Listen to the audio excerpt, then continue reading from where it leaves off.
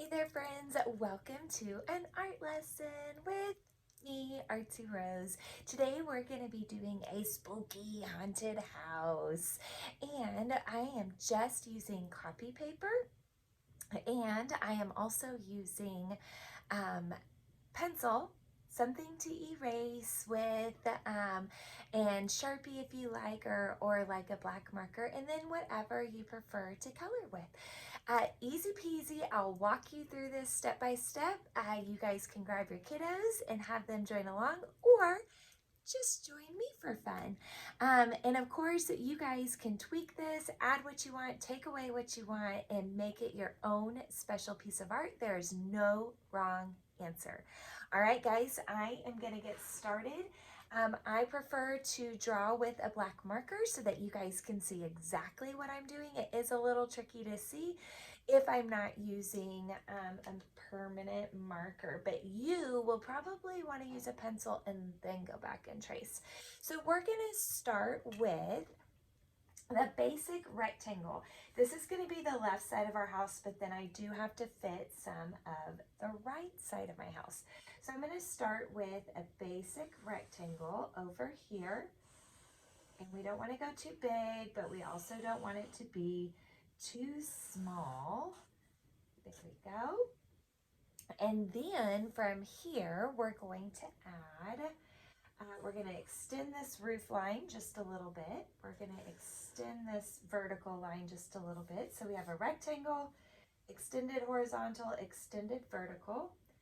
We'll go diagonal. We will connect. So now we have a roof. Next, we are going to add a square on top of our roof. Now technically a square is the exact same size on all four sides. Sometimes that's tricky. Mine may be a little bit more like a rectangle for that reason. And then just for fun, we're gonna have a horizontal and a diagonal. Now this guy right here is, we're gonna make a triangle roof on top. And then we will have a part of a trapezoid roof right there. Now from here we could add a chimney just for fun. And remember, with this being a haunted house, you can definitely make everything a little bit wonky. Nothing needs to be perfect because it is a haunted house. We want it to be imperfect. We want it to be a little creepy, a little scary. Okay, now let's add this little skinny section right here. Kind of reminds me like on a fairy tale castle of where the princess would be, like way up here in the top, right? And then we'll add a little triangle roof up here as well, okay? And then we're gonna add a triangle-ish right here, come down, and then connect, okay? We're gonna create a little bit of a roof line right here. Okay, so on all of our roofs, just so we stay clear about what the roofs are, what if we add something that sort of implies that they are shingles, just like that, and a couple there. Now you get to have as much fun as you want with windows and details. If we wanted to make this look somewhat like a porch, we could extend a vertical line down. Then we could make another set of verticals right here, vertical right there. Then in here, we could add our door frame and make our door kind of cracked open like that. So we have vertical, vertical, vertical. Then we created what looks like a tall, skinny rectangle, diagonal, vertical, doorknob. Right here, we're going to create the railing on our front porch. So 2 horizontals, 2 horizontals, 2 horizontals. So hopefully that sort of looks like railing. Then we can go vertical, vertical. So there's some more railing. In here, you could draw a window. Vertical, horizontal. Whoa! Oopsies. Sorry about that, guys. And put some cracks in the window. So here's what I have so far. Just like that.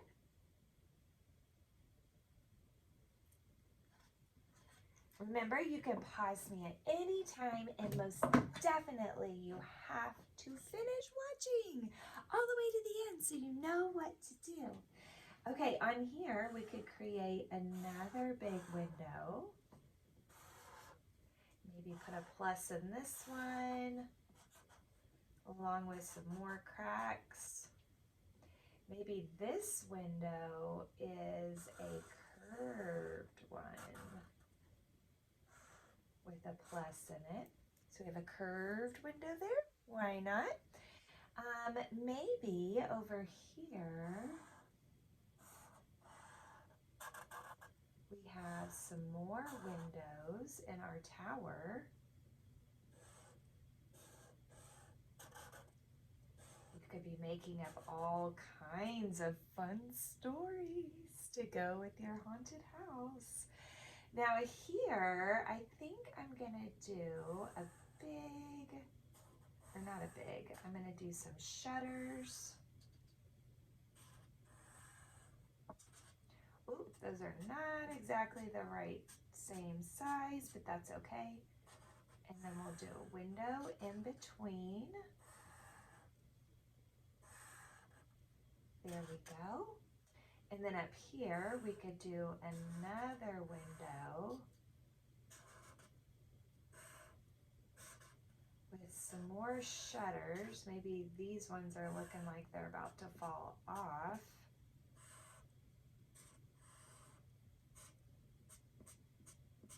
Just like that. Maybe there's a little attic, I'm not sure what they call those, attic something or another, a little attic window to let in some breeze up there, okay? And then it's up to you what extras you might want to add. For example, maybe in this section I want to make it look a little bit different than the others, so I'll create a little bit of texture over there. I could create that same texture over here to create some balance, just like that. Okay, now, oh, we are totally like floating in the air, aren't we? So what if we created a trail like that? We create a ground line over here. We create maybe a tombstone by making a big frowny face, and then R-I-P, and another tombstone, R-I-P. And then maybe we've got like just some overgrown grass kind of going on, like that. We could have a big full moon back there, couldn't we? And then what if we did what looks sort of like a V, diagonal, diagonal, curved head, straight line mouth with 2 little triangles, like a bat, big frowny, and then curve to the body. So we got a bat going on. His wings aren't exactly even, are they? Again, that's okay. Art does not have to be perfect. So here's what we have now. There we go. You'll need to pause.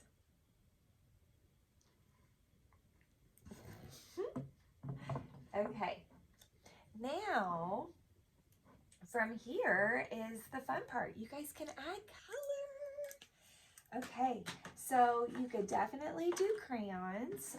You could definitely do markers. You could do both. Like, for example, I could do on these little W's. And remember, if you want to pause me and go back and Sharpie all of your pencil lines, I think that looks really nice when all the pencil lines are Sharpied. I love that look, but not everybody does. So it's really up to you if you want to go in and do that or not. I could, even by using the side of the marker tip, just fill these in just like that.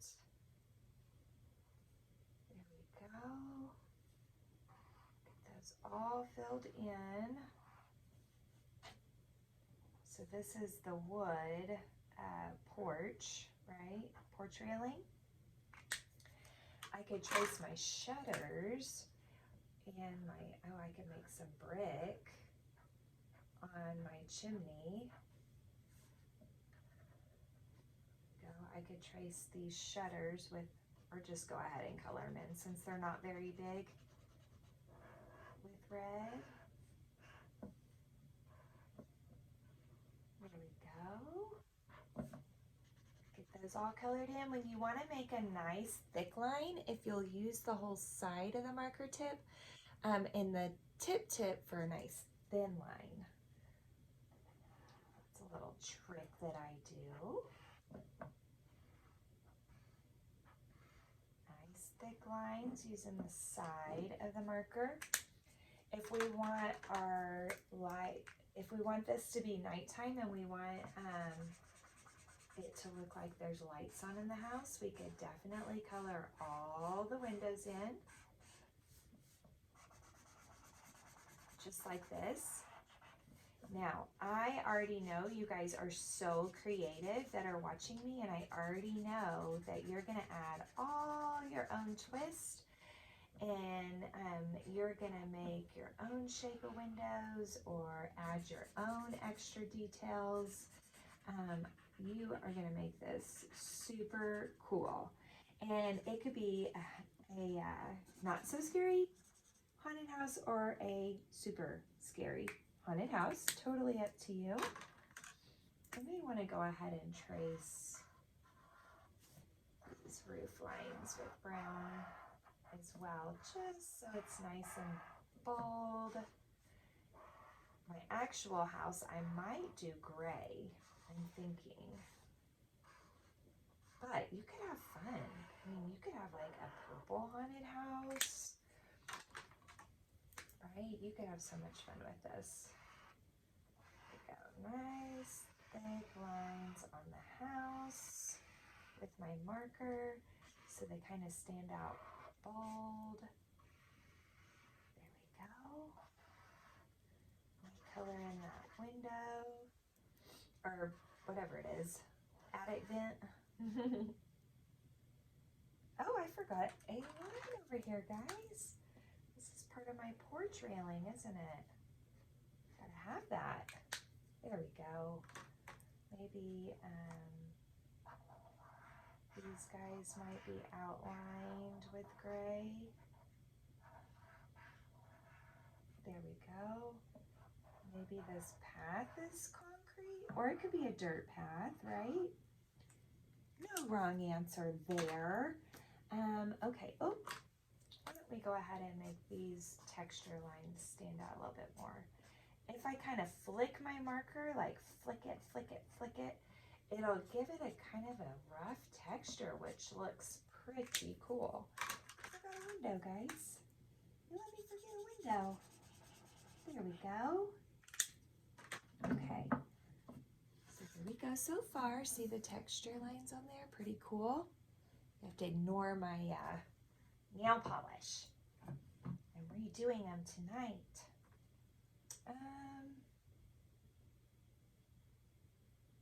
I just had a brain freeze. What was I about to do? Okay, maybe we'll go ahead and outline. Now, the moon is not yellow. And sometimes that throws people, but it does give off a nice glow whenever it is full. So I thought, you know, we'll just give it a glow. We could do this line and this line and these lines with some green marker. We could do, how about a red door? Red is supposed to be welcoming when people put it on their front door. I don't know if I would want to welcome myself into a haunted house, but, you know, to each their own. Okay. Trying to find all my colors here. I feel like my brown is missing. Bummer. Oh, I see it. It's hiding down here. Here we go. And so now on the roof, I could use either a light or a medium pressure.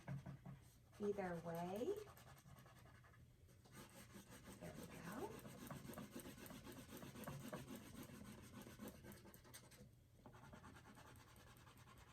Get all of that colored in.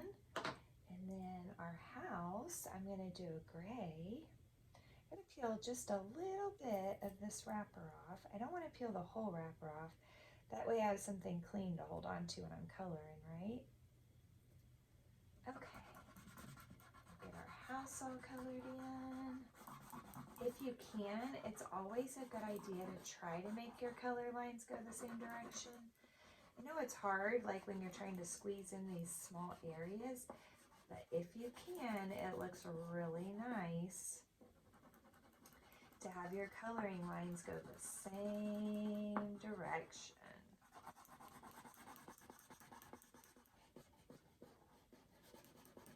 There we go.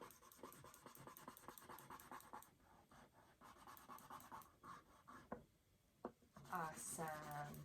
Already makes a big difference when we get these big chunks of color colored in. The house and the roof. Oh, yes. And remember, if I'm going too fast, you can pause me.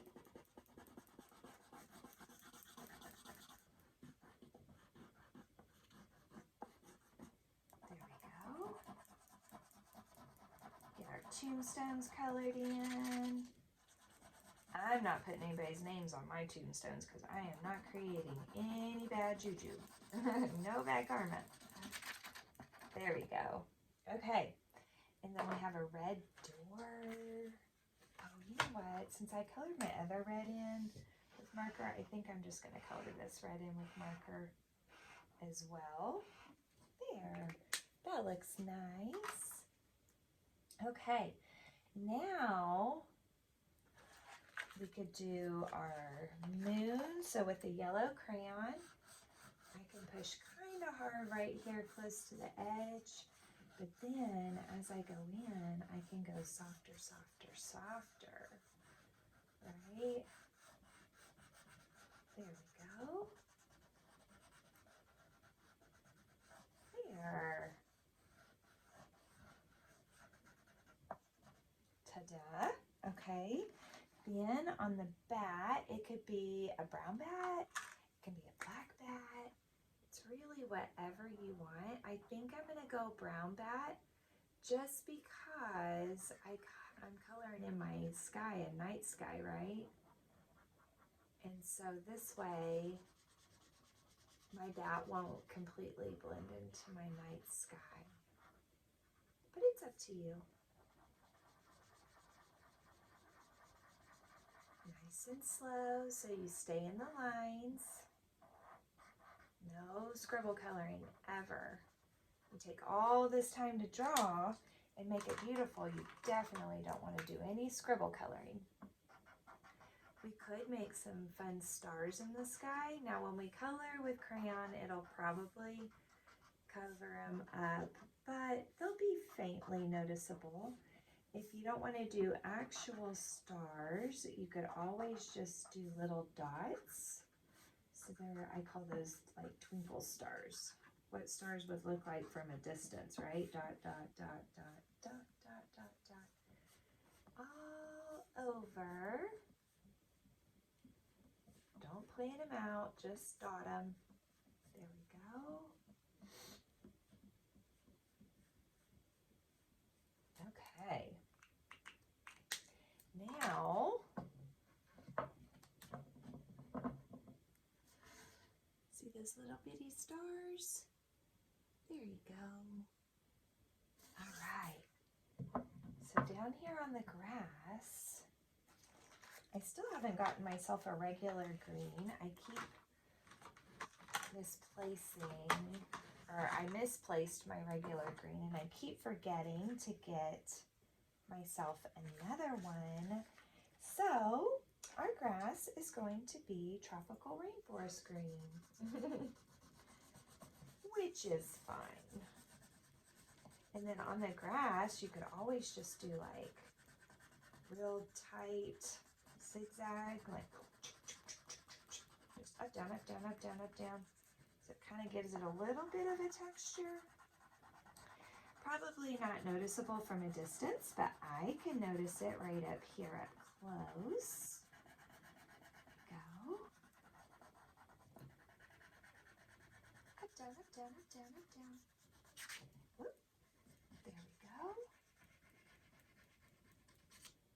Awesome.